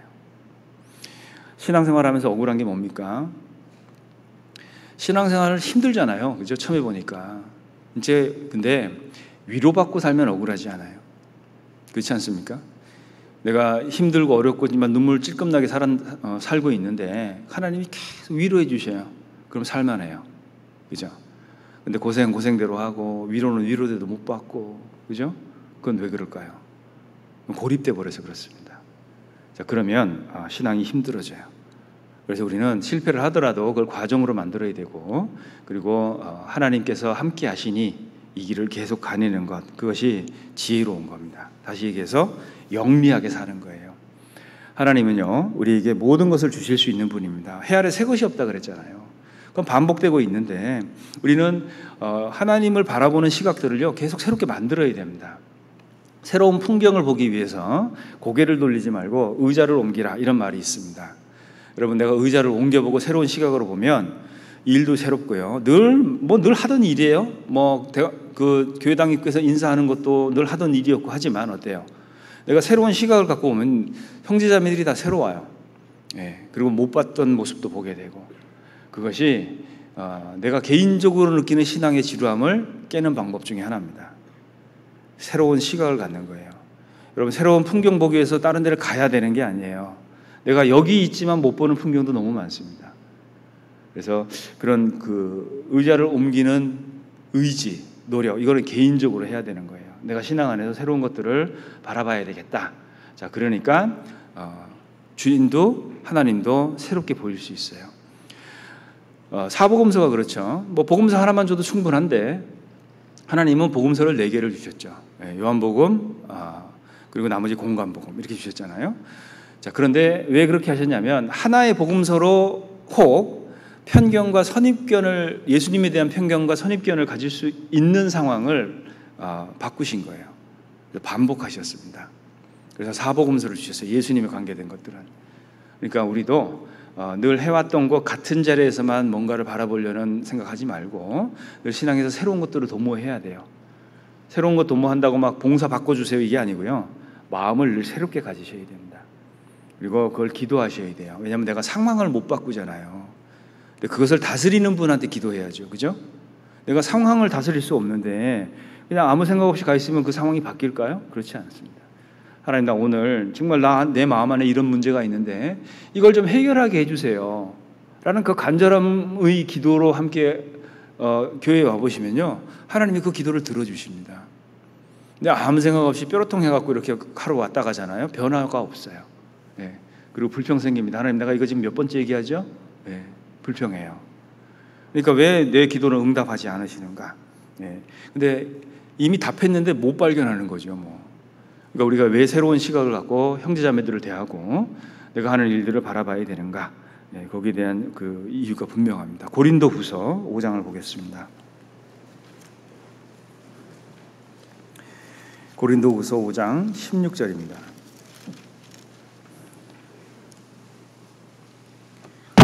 5장 16절 제가 읽겠습니다. 그러므로 우리가 이제부터는 아무 사람도 육체대로 알지 아니하노라. 비록 우리가 그리스도도 육체대로 알았으나 이제부터는 이같이 알지 아니하노라. 사도 바울이 큰일 날 뻔했죠. 네, 사람들도 육체대로 보고 그리스도도 육체대로 보고 좀 큰일 날 뻔했지만 어땠어요? 완전히 바뀌었죠. 이게 육체대로 알던 때가 있었다는 말이잖아요. 그래서 하나님이 우리에게 늘 새 힘을 주시죠. 그 새 힘을 받을 수 있는 상태가 돼 있어야 됩니다. 그래서 새술은 어디다 받으라 그랬죠? 새술은 세부대, 그죠? 우리가 이제 이것을 연 단위로 하시려는 분들이 계셔요. 근데 이거 일 단위로 하셔야 돼요. 이게 무슨 얘기냐면 하나님, 내년에는 이런 거 해주세요. 그런 기도 하시죠? 해가 바뀌면서. 하나님, 내년에는 담배 끊게 해주세요. 이런 기도 하신 분들도 계시죠? 그죠? 여러분 보세요. 그러면 하나님이 새 걸 준비해 주실 텐데 난 늘 흔 부대 가지고 가요. 이렇게. 흔 부대가 뭐죠? 변화되지 않는 마음 가져가요. 그러니까 여기다가 담아주려고 해도 못 담아주시는 거예요. 새 부대를 가져가야 돼요. 새 포도주, 새 기쁨이죠? 새 포도주를 가져가야 되는데 나는 그냥 이렇게 늘 쓰던 거, 늘 있던 상태로 가서 하나님이 기적을 베풀어 주기를 바라는 거예요. 그거를 우리 동계수련회 때나 이럴 때 하게 되는데, 근데 사실 그거 일 단위로 하셔야 됩니다. 그게 영리한 거예요. 일 단위로 해보세요. 하나님이 늘 새로운 것을 부어주십니다. 새 부대가 준비돼야 되겠죠? 새로운 마음으로 하루를 시작하셔야 돼요. 하나님 늘 새로운 것들을 채워주십니다. 그래서 내가 왜 이렇게 변화가 없을까? 왜 하나님은 내가 바라고 원하는 것에 대해서 응답이 없을까? 하나님 쪽 문제가 아니고요, 부대 문제예요. 요거 담아가는 부대.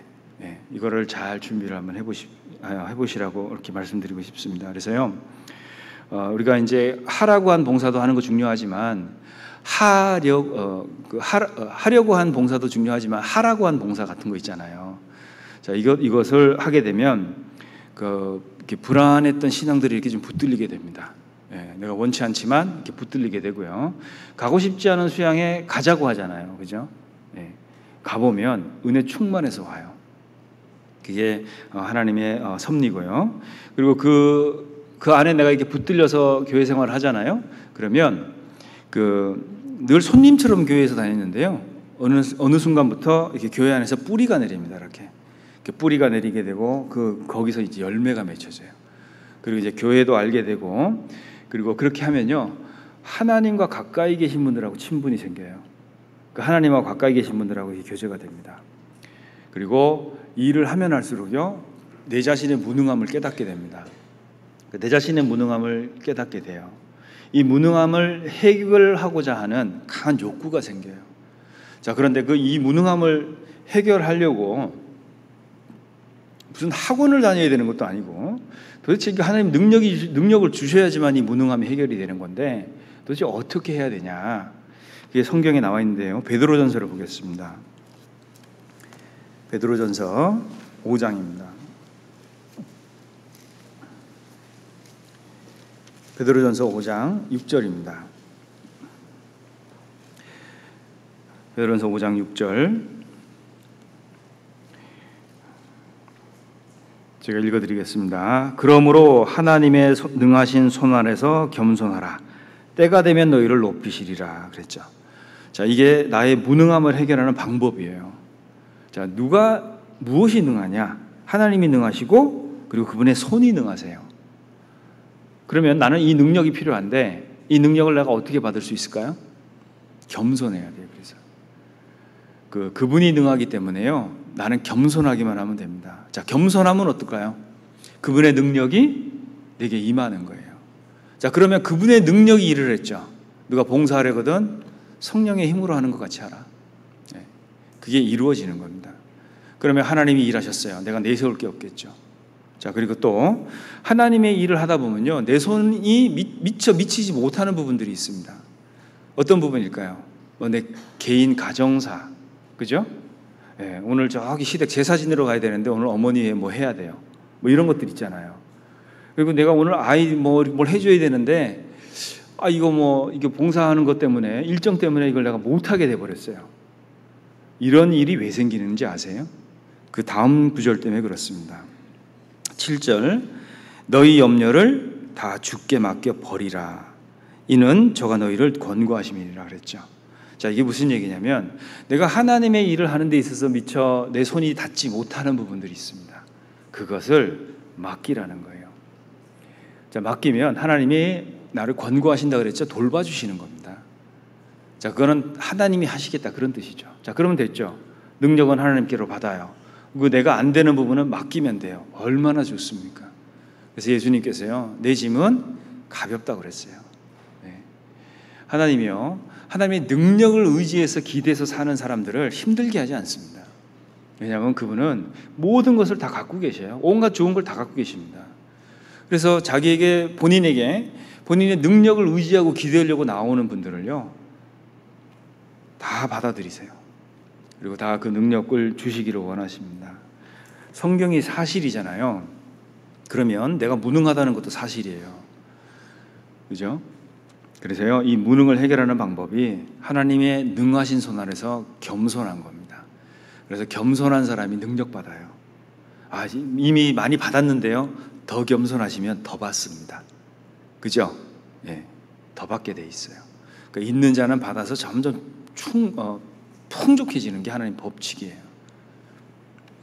자, 그리고 맡기는 것. 내가 할 수 있는 건 해야 되겠죠. 그죠?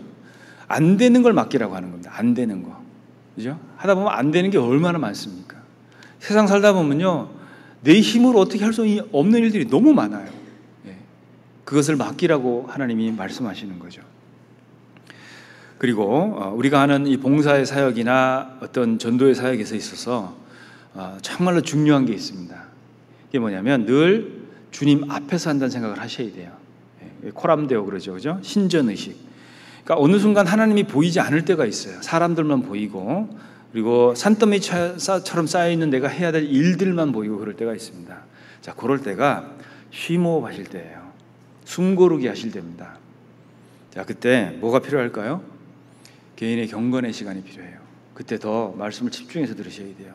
기도를 더 집중해서 하셔야 됩니다. 하나님 앞에서 하는 것. 우리가 하는 일들은요, 아까도 말씀드렸지만 뭐 이렇게 돈 주고 시키면 금방 더 잘해준다고 얘기했잖아요. 예, 뭐 표현이 적당한지 모르겠습니다만은. 근데 왜 우리가 하는 일들이 힘들까요? 직장 다닐 때 있잖아요. 그 부서에 한 3, 40명 계신데 오늘 저녁에 회식합니다 이 연락하는 거 있잖아요. 뭐 외근 나가 있는 직원들까지 다 해서 연락하는데 15분도 안 걸려요. 네. 그런데 직장 다니면서 구역 모임 광고하는데요, 2주 이상이 걸립니다. 그죠? 2주 이상이 걸려요. 전화가 연락이 안 돼요. 문자도 안 되고 막 그래요. 참 희한합니다. 똑같은 인원에게 똑같은 메시지, 똑같은 분량의 메시지를 전하는데 이 회식한다는 거는 15분에서 길어도 30분이면 다 끝나는데 구역 모임 광고, 조모임 광고 2주씩 걸리고 그래요. 궁금했습니다. 이게 도대체 뭔 일이냐는 거예요, 이게. 결론은 딱 하나예요. 답은 하나입니다. 이거는 하나님과 관계된 일이기 때문에 그런 거예요. 보이지 않는 대적이 있는 거고 이걸 막는 것들, 존재들이 있는 거잖아요. 우리가 하는 일들은요, 왜 힘들고 어렵게 느껴지냐면 이유가 딱 하나예요. 이거 시키신 분이 누구기 때문에 그럴까요? 이거 시키신 분이 목사님이 아니고 하나님이 시켰기 때문에 힘든 거예요. 예를 한번 들어보겠습니다. 가족을 태우고 운전할 때는 그냥 이렇게 뭐 코너도 빨리 돌기도 하고 그러죠. 뒤에 담임 목사님 타고 계세요. 이거 완전히 다릅니다. 이게 드라이빙 자체가. 그죠? 우리가 누가 이 일을 시켰느냐, 누구 때문에 이 일을 하냐, 이 생각을 딱 하면 일이 어려워지기 시작합니다. 그리고 일이 무거워요. 그리고 정말 잘하고 싶어져요. 그게 정상이에요. 그래서 이게 누가 시켰냐, 우리는 그것 때문에 힘든 겁니다. 뭐 일 자체를 놓고 보면 어려운 일이 아니죠. 그래서요, 잘하고 싶고 흠없이 하고 싶고 막 그러는 거잖아요. 그래서 늘 이 마음을 가질 필요가 있습니다. 그래서 고린도후서 6장 1절에 보면 우리가 하나님과 함께 일하는 자로서 그렇게 되어 있죠. 우리가 하나님과 함께 일하기 때문에 그래요. 그래서 가끔 봉사하면서 실수할 때가 언제죠? 그냥 세상적인 방법으로 쉽게 이렇게 뭘 해보려고 할 때, 그죠? 육신이 올라오고 육신적인 방법이 동원되고 믿음의 논리에 떠나서 세상의 논리로 그 일을 하려고 하고 뭐 이런 것들 때문에 서로 불편하기도 하고 그렇습니다. 우리가 대상을 보지 못하면 일이 아주 쉽다고 생각할 수 있어요. 교회는 세상 위에 있습니다. 그리고 여기는 하나님이 계셔요. 늘 그걸 임재를 느끼고 살았던 모세도요, 어느 날 이스라엘이 말도 안 되는 그 불평을 할 때 육신이 올라왔습니다. 우리가 너희를 위해서 물을 내랴? 그 반석을 2번 치게 돼요. 그런 실수들을 이렇게 하게 되는 거죠. 우리는 하나님을 모시고 하나님의 것을 하나님께 드리는 일을 하고 있어요. 그러니까 그 일이 절대 쉽지가 않습니다. 세상 사람들 보면요, 뭐 얼마 전에 선거 끝났잖아요. 그러니까 사람들 마음 안에 자기 이름 석자 좀 심어보려고 그렇게 투쟁하고 살지 않습니까? 그죠? 마음이 없는 90도 인사까지 해가면서 그 선거 딱 끝나면 어때요? 선거 끝나면 완전히 돌아서듯이 우리가 그런 식으로 주님을 섬기면 안 되겠죠. 그분은 늘 우리와 함께 계시다. 정말 유명한 사람들이에요. 그래서 이런 그 마음을 갖고 우리가 봉사를 하잖아요. 그러면 힘든 고역이지만 끝나고 나면 은혜가 차고 위로가 돼요. 그렇지 않고 그냥 막 이게 일을만 하지 않습니까? 그러면 끝나고 나면요, 피로가 엄습해 와요. 며칠 알아버립니다. 막. 그러니까 그런 마음들이 좀 다스려져야 되겠다. 그리고 또 하나는 우리가 궁극적으로 있잖아요. 이 세상이 주님 것인데 어떤 일을 하든 간에 주님 마음 안에 있으려고 한번 해보면 어떨까 싶습니다. 그러니까 주님이 있잖아요. 이런 거예요. 예루살렘 들어가실 때 스가랴서 9장 9절에 보면 낙이 새끼 타고 들어가신다고 예언되어 있지 않습니까? 그 낙이 새끼 타려고 이렇게 낙이 새끼를 타고 예루살렘을 들어가셔야 되는데 그 벳바게를 지나서 그 베다니를 지나서 벳바게에 이르렀을 때 어떻게 하죠? 베다니에 사람을 보내요.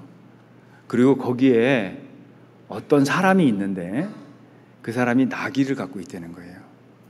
그 나귀 풀어갖고 오라 그러죠. 자, 예수님께서는요, 예루살렘 딱 들어가는데 벌써 누가 마음속에 있는 거예요? 스가랴서 9장 9절 말씀 예언을 이루셔야 되는데 찾아볼까요? 마태복음 21장.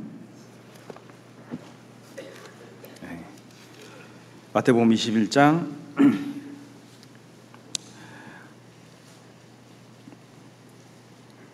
1절부터 제가 읽어보겠습니다. 몇 절을. 21장 1절 저희가 예루살렘에 가까이 와서 감람산 벳박에 이르렀을 때 예수께서 두 제자를 보내시며 이르시되 너희 맞은편 마을로 가라. 곧 매인 나귀와 나귀 새끼가 함께 있는 것을 보리니 풀어 내게로 끌고 오너라. 만일 누가 무슨 말을 하거든 주가 쓰시겠다 하라. 그리하면 즉시 보내리라 하시니 그랬죠. 자, 여기에 누가 이렇게 돼 있잖아요. 영어로는 anyone 이렇게 돼 있거든요. 이 사람 이름도 안 나와 있어요. 이름도 없어요. 근데 이 사람은요, 예수님이 예루살렘 들어갈 때 예수님 마음 안에 있었던 사람이에요. 이거, 그 사람 나귀 끌어다 써야 되겠다. 그죠? 그러니까 예수님 마음 안에 있으려고 해야 돼요, 우리가. 그러니까 하나님이 어떤 일을 해나가시는 데 있어서, 이 일은 김형제 해야 되겠다. 이 일은 박자매님이 해야 되겠다. 마음이 있을 수 있습니다. 내가 만약에 그 일을 부탁받았다면 뭘까요? 이건 하나님 마음 안에 내가 있었기 때문에 그렇습니다.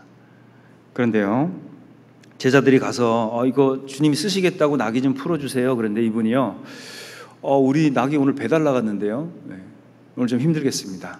이랬으면 이 이야기는 여기 기록이 안 됩니다. 또 있죠, 최후의 만찬장, 그게 필요하셨죠. 그러니까 만찬을 지내야 되는데 제자들하고 같이 넓은 장소도 있어야 되고, 또 하나는 유월절 만찬은요, 음식을 아주 복잡하게 준비합니다. 그러니까 부엌도 커야 돼요. 뭐 이런 장소가 필요한데, 예수님은 마지막 최후의 만찬 하실 때 누구를 생각하시죠? 마가 엄마 마리아가 마음에 딱 있었던 거예요. 그래서 유월절 먹을 상을 거기 가서 집을 준비해라 이렇게 얘기합니다. 그러니까 거기는 장소도 되고 그 마리아는 음식도 만들어줄 거야, 이 생각이 있었던 거잖아요. 그러니까 어떤 주님이 일을 하시는 데 있어서 그 마음 안에 있는 사람이 되면 얼마나 우리가 행복하고 영광스럽겠습니까? 그리고 예수님이 자주 다니는 동네가 있으셨어요. 자주 다니는 동네. 그게 이제 여러 동네가 있었지만, 다니는 동네가 여러 곳 있지만 특히 베다니 같은 데는 정말 많이 가셨습니다. 예수님이 자주 가는 동네에는 항상 기적이 일어났어요. 여러분, 만약에 있잖아요, 예수님이 오늘 조모임 해야 되는데 어디 가서 할까? 근데 오늘 김자매님 댁에서 해야 되겠다, 만약에 이랬다고 한번 해보죠. 근데 갔더니 거기 모임 장소로 쓸 수가 없고 짐이 많이 쌓여 있어서 안 되고 그랬다고 해보시죠. 동일한 상황이 벌어질 수 있잖아요. 베다니에서 이제 마지막 예수님께서 베다니로 가시는데, 거기 이제 나사로를 살렸던 곳이기도 하고, 그죠? 근데 거기에 등장인물이 3명이 나옵니다. 한번 찾아볼까요? 요한복음 12장입니다. 이 말씀을 왜 드리려고 하냐면, 기회 있을 때 하셔야 돼요. 12장 1절입니다. 12장 1절 제가 읽겠습니다. 유월절 엿새 전에 예수께서 베다니에 이르시니 이곳은 예수께서 죽은 자 가운데서 살리신 나사로에 있는 곳이라 그랬죠. 2절 거기서 예수를 위하여 잔치할세. 잔치가 뭘까요? 파티죠. 사람들이 모여서 음식도 먹고 즐겁게 지내는 장소예요. 자, 거기에 누가 있었냐면 마르다는 이를 보고, 나사로는 예수와 함께 앉은 자 중에 있더라. 나사로는 죽었다 살아났잖아요. 교제하는 게 너무 좋은 거예요, 예수님하고. 근데 마르다는 봉사하느라고 정신이 없어요. 불평불만이 있습니다. 자, 그런데 이 마리아가요, 이상행동을 하나 해요. 3절에 보면 마리아는 지극히 비싼 향유 그 순전한 나드 한 근을 가져다가 예수의 발에 붓고 자기 머리털로 그의 발을 씻으니 향유 냄새가 집에 가득하더라 그랬죠. 자, 마르다는 일하느라고 바빴고 나사로는 교제하느라고 바빴어요. 근데 이 마리아는 그 잔치집에서 이상행동을 한 거예요. 이 이상행동이 뭐죠? 갑자기 옥합을 가져다가 깨고요, 그죠? 그리고 예수의 발에 붓고 머리털로 그 발을 씻었어요.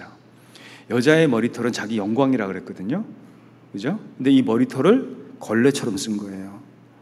나들을 묻혀서 발을 닦아드린 거예요. 자기 영광으로 하나님의 주님의 발을 닦았죠. 보세요. 마리아와 나사로와 마르다, 여기에서 마르다만 이상행동하죠. 마르다는 그걸 안 거예요. 오늘 예수님 왔다 가시면 2번 다시 안 오신다. 그거 알았어요. 그러니까 6월절 엿새 전이잖아요. 마지막이라는 거 알았습니다. 그러니까 어떻게 했을까요? 장사를 준비한 거예요. 그래서 그 유다가 막 책망하잖아요. 그 비싼 것을. 그러니까 이제 예수께서 7절에 이렇게 얘기하시죠. 예수께서 가라사대 저를 가만두어라. 나의 장사할 날을 위하여 일을 두게 하라 그랬죠. 그러니까 마리아는요, 내 장사 지냈다는 걸 예수님이 딱 아신 거예요. 그러니까 마리아의 마음을 정확하게 아셨죠, 예수님이. 자, 우리가 하나님이 하시는 일에 마음을 두고 있잖아요. 그러면 하나님의 의도가 보입니다. 그분의 뜻한 바가 보이게 되고 이해하게 돼 있어요. 우리가 봉사하라고 바쁠 수도 있고 교제하라고 바쁠 수도 있죠. 근데 마리아 같은 신앙의 촉은 정말 그 하나님을 늘 마음에 사모하고 사랑하는 마음이 없으면 생기지 않습니다. 마리아는요, 정확히 알았어요. 오늘 예수님 마지막으로 오셨구나. 오늘 오시면 2번 다시 안 오신다. 그리고 장사를 지내드린 거예요. 자, 우리가 이렇게 할 수 있다면 얼마나 영광스럽겠습니까? 그분이 원하는 거 정확하게, 그분이 하시는 일을 우리가 정확하게 아는 거잖아요. 그래서 이 기회가 또 있다 그러니까 이게 주저주저하고 다음에 하지 뭐 이렇게 미뤄지는 거거든요. 근데 한번 생각해 보세요. 여러분 조모임, 구역모임 매월 하시죠? 그죠? 자, 이번 달에 하셨어요? 기억 안 나세요? 네.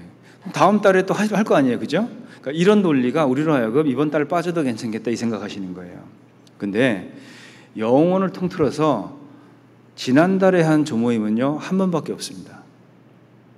이번 달에 한 조모임 영혼을 통틀어서 딱 한 번 하는 거예요. 주님 그때 다녀가실 수 있습니다. 그러니까 우리가 이게 반복된다, 자꾸 이렇게 생각하니까 뭐 다음에 하지 뭐 다음에 하지 뭐 이렇게 생각하는데요, 우리가 하게 되는 모든 것이 그래요. 영혼을 통틀어서 그날 딱 한 번 하는 거예요. 딱 한 번. 나는 그걸 놓친 겁니다. 그래서요, 하나님께서요, 우리에게 주시고자 하실 때 그것을 우리가 받을 수 있도록 해야 됩니다. 그리고 우리가 세상에 살다 보면 내게 주어진 독특한 환경이 있어요. 독특한 환경이 있는데 이게 뭐 십자가일 수도 있지만 이제 그걸 이제 디폴트 값이라고 그럽니다. 예를 들어서 머리 색깔, 우리 다 까만색이죠. 예, 저번에 노란색으로 물드신 분들이 원래는 까만색이잖아요. 우리가 대한민국 사람이죠. 이게 다 디폴트 값이에요. 이건 우리가 못 바꿉니다. 내가 키가 작아요. 못 바꿔요. 여러분 홍채 색깔이 다 갈색이죠. 그죠? 이거 우리 못 바꿉니다. 이건요, 내가 하나님이 나에게 이렇게 딱 세팅해서 준 거예요. 내가 성이 이씨죠, 김씨죠, 박씨죠. 이거 내가 못 바꿉니다. 나는 거기서 태어났기 때문에 그래요. 그리고 세상에 보면요, 너무 막 한눈에 확 매력적으로 보이는 미인들, 또 미남들, 이렇게 태어나기가 쉽지가 않아요. 그죠? 얼마나 적으면요, 그런 사람들이 유명한 사람이 되겠어요. 정말 작습니다. 그런 사람. 그렇게 태어나기가 쉽지가 않죠. 자, 그런데 보세요. 하나님의 그 특징이, 속성이 어떤 거냐면 진, 선, 미, 성, 거룩할 성, 이 4가지의 어떤 성품을 갖고 계세요. 그러니까 그분이 이걸 다 갖고 계신 분입니다. 그러니까 그분한테 내가 연결되어 있잖아요. 그럼 이걸 내가 언젠가는 가져요. 그분 거기 때문에 그렇습니다. 그런데 지금 여기 현재 당분간은요, 하나님이 나한테 디폴트로 세팅해 준 게 있는데 이거는 절대 붙들고 고민하지 마세요. 허송세월로 됩니다. 시간 낭비예요. 이걸 내가 바꾸려는 시도나 노력은 무의미합니다.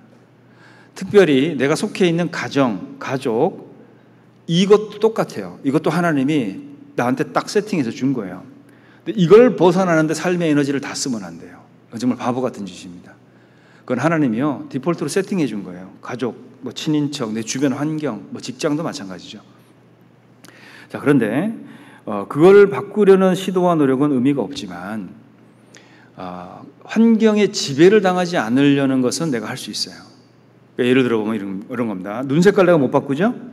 근데 눈빛은 바꿀 수 있어요. 이렇게. 그죠? 네, 눈 색깔 못 바꾸지만 눈빛은 얼마든지 바꿀 수 있잖아요. 저희 자매가요, 잔소리처럼 얘기합니다. 어디 나가면 좀 웃으라고. 네.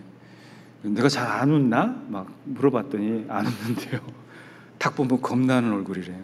웃어보려고 하는데 잘 안 돼요. 그리고 우리가 어때요? 그 입 크기나 모양, 이거는 못 바꾸잖아요. 그죠? 여기다 뭐 좀 넣어서 이렇게 좀 이렇게 하고 싶은데 그건 또 안 됩니다. 그런데 입 모양은 내가 바꿀 수 있잖아요. 웃는 모습으로, 그죠? 예. 그리고 내가 체력이 안 돼서 빨리 걷지는 못해도 어때요? 당당하게 걸을 수 있잖아요.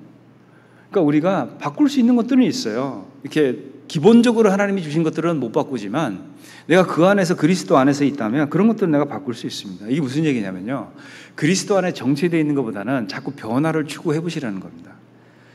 사람이 계속 변화되잖아요. 상당히 매력적이에요. 이 변화하는 사람만큼 매력적인 사람이 없습니다. 근데 우리가 이미 주어진 것 갖고 대충 살려고 보잖아요. 어느 순간 어때요? 사진도 찍기 싫어요. 우리가 갖고 있는 것들은 그렇습니다. 그런데 계속 변화돼요. 계속 바뀌고 뭔가 새로운 것이 있고, 이런 것들을 우리가 추구해 나갈 때요, 상당히 매력적이 된다는 거예요. 그래서 그리스도인들이 세상에서 상당히 매력적으로 살 수 있어요. 그래서요, 우리가 가끔 얘기하잖아요. 뭐 환경이 개선되면, 상황이 좀 좋아지면 내가 뭐 좋아지겠죠, 이렇게 얘기하는데요, 그거는 맞는 말일 수도 있지만 사실 틀릴 수도 있어요. 틀리는 것이 맞아요. 왜 그러냐면 가장 이상적인 환경에서 살았던 부부가 있거든요. 여러분 누군지 아시죠? 누굴까요? 가장 이상적인 완벽한 환경에서 살았던 부부가 있어요. 아담과 하와가 그랬어요. 근데 그 완벽하고 이상적인 환경에서 이 부부가 뭔 짓 했죠? 무슨 일 했죠? 죄 지었죠. 그분 때문에 지금 우리가 지금 어떻게 됐습니까?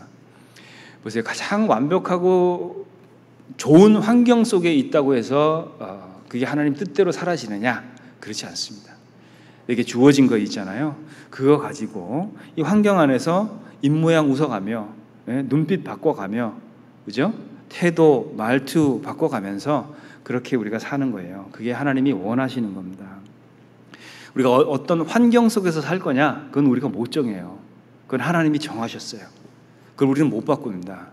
그런데 주어진 환경 속에서 있잖아요. 어떻게 살 거냐? 그건 우리 몫이에요. 그러니까 환경 속에서 내가 어떻게 살지? 어떻게 살아갈까? 이것은 우리가 할 수 있어요. 그러니까요, 거듭난 사람은요, 그 안에서 답을 찾아야 됩니다. 그게 하나님의 일하심을 존중하는 방법이에요. 그러니까 하나님은 이렇게 일하고 계시는데 나는 그게 늘 싫은 거예요. 예? 그러니까 하나님의 일하심을 존중하는 방법 중에 하나입니다. 그래서요, 우리 선택에 따라서 우리 삶도 바뀌어요. 그래서 이렇게 늘 어려울 때마다 이렇게 펼쳐봤던 말씀이 하나 있습니다. 예, 시간이 거의 다 됐는데요. 찾아볼까요?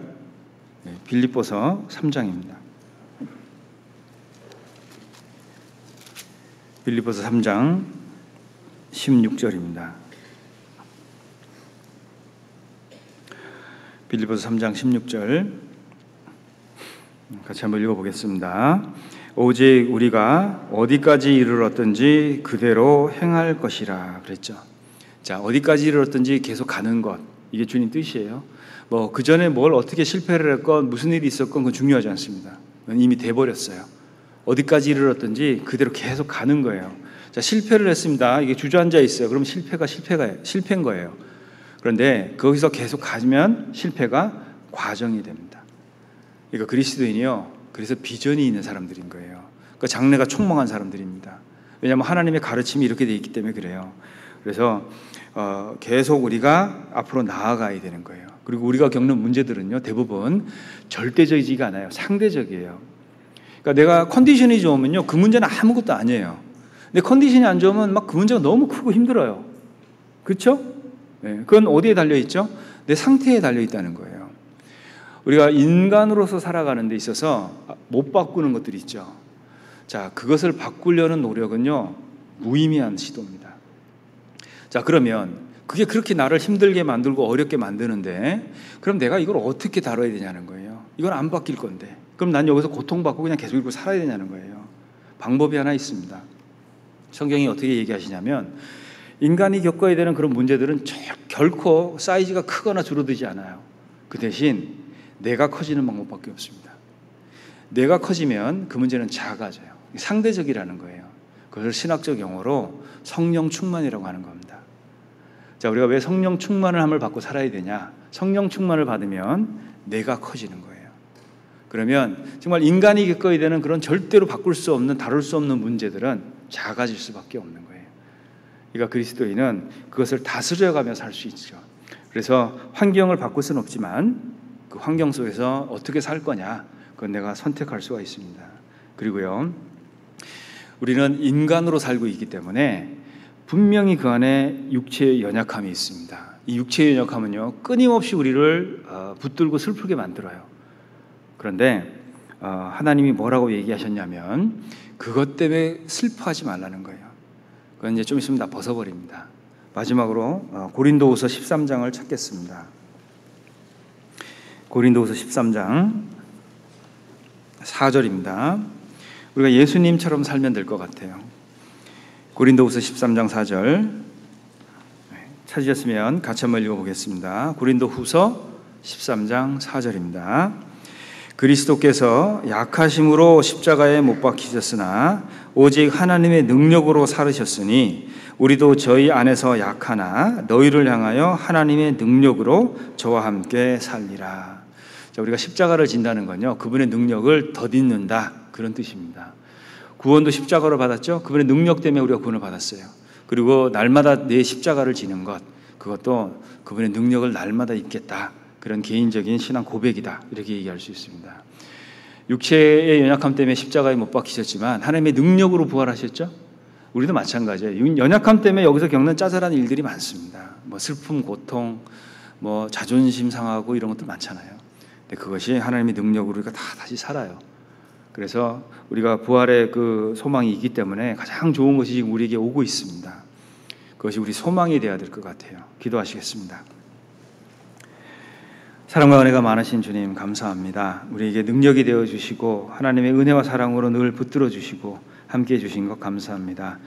다가오는 하계 수양에 더 큰 은혜와 하나님의 자비를 바라보고 사모하는 마음으로 우리 마음들을 이끌어 주시고 또 하나님의 그 크신 역사 가운데 참여해서 하나님을 배우고 또 경험할 수 있는 귀한 시간들 될 수 있도록 도와주시옵소서. 우리 일상을 다스려 주시고 우리 나머지 남은 삶의 시간이 얼마나 될지는 알지 못하지만 주님의 능력 가운데 살아가기를 원합니다. 저희를 사랑하시는 예수님 이름으로 기도드립니다. 아멘.